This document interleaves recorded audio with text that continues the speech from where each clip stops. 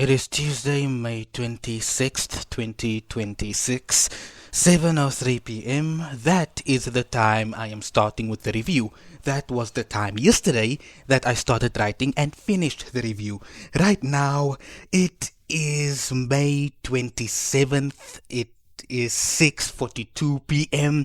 I am only recording this now because it is so hot. I was busy during the day.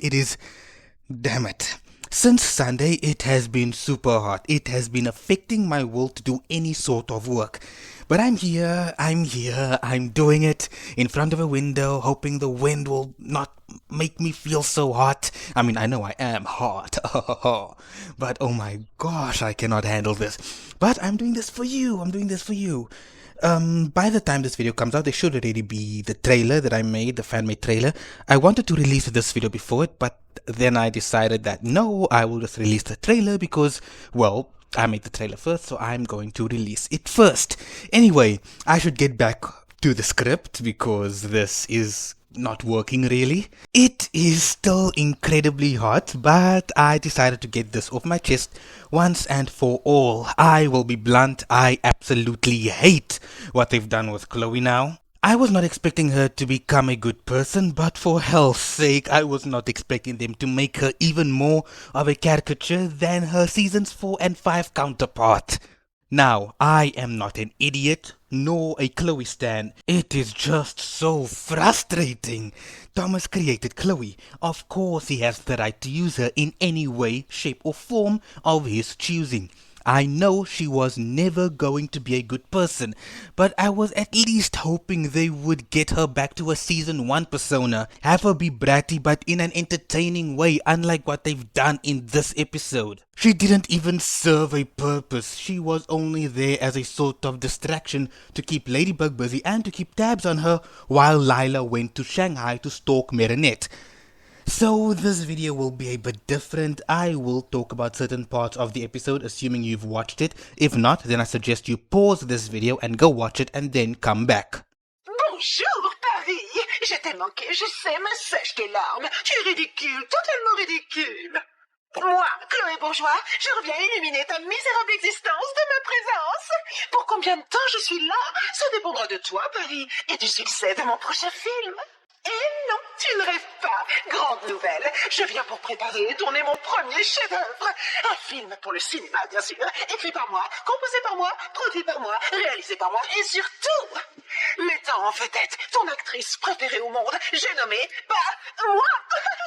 J'ai des timbres en tirage limité si ça vous intéresse. Parfait, merci beaucoup, ils sont très beaux. Attention spoiler, mon film sera une comédie musicale sur ma vie de super-héroïne. Prépare-toi pour Queen Bee, la super Chloé Bourgeois.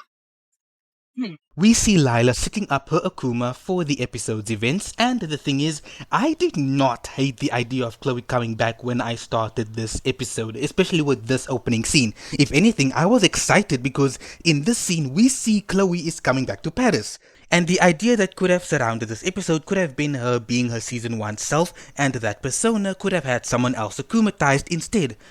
But I guess some things are too much to ask for.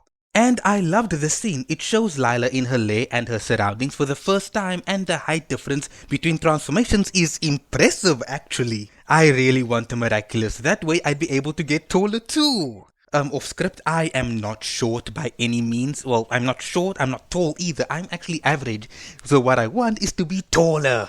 Lila setting up the Akuma in an object is actually pure genius, but I have to say her forehead is massive. It turns out all those memes about her forehead being big are true.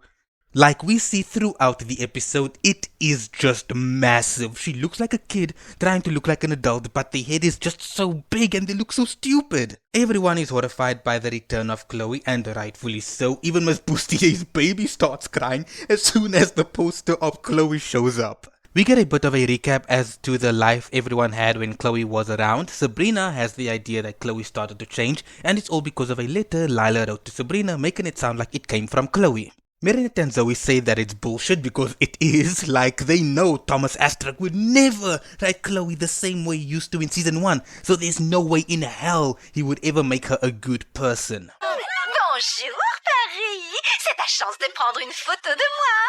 Profite. Bonjour, Chloé. Damn, Lila has a huge ass forehead. Like, it was so distracting the entire episode. I wasn't even looking at her face, I was looking at her forehead. That is basically the only interesting part of this episode, Lila taking a back seat, and it wasn't in vain. She was on her way to Shanghai. Excusez-moi. C'était vraiment délicieux. Est-ce que je peux voir le chef? J'aimerais le féliciter. Vous êtes française? Oui, j'habite ici depuis plusieurs mois, mais c'est la première fois que je viens dans votre restaurant. La nourriture y est vraiment succulente. Suivez-moi, je vais vous présenter Oncle Wang. Il a de la famille en France. Ah oui? Avec autant de décalage horaire, ça ne doit pas être simple de les appeler. C'est vrai, Oncle Wang se trompe toujours d'heure.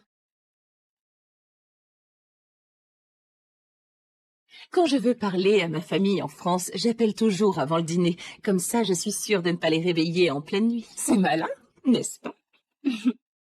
So, she has to be one of the most creepy characters, right? She went all the way to Shanghai to go to meet Marinette's mother's uncle, and I have no idea how this will affect the finale, but I am excited to see where it will go.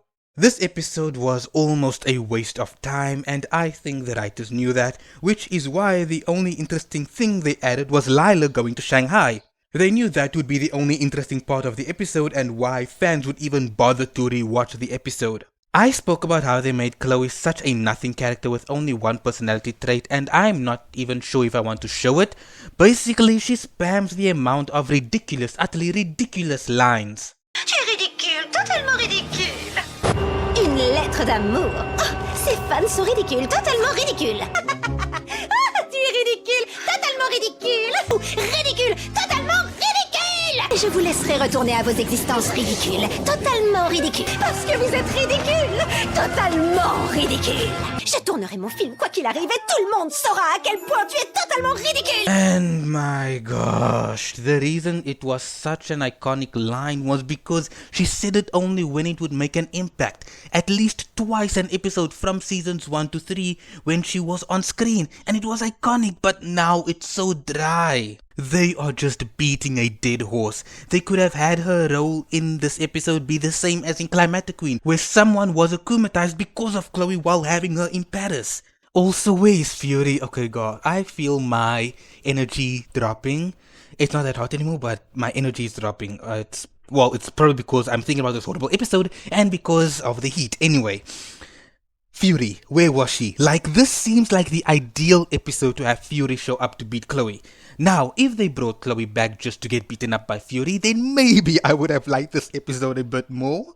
Also, another important part in this episode is Noe getting a hold of a magical charm. So if that was the reason Chloe got akumatized, why wasn't Noe akumatized? Then he gets a magical charm and then the writers can figure out how to write that story.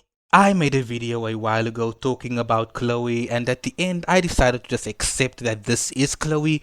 Whether or not it makes sense for her to act completely different to her previous counterpart, it is Chloe, this is canon.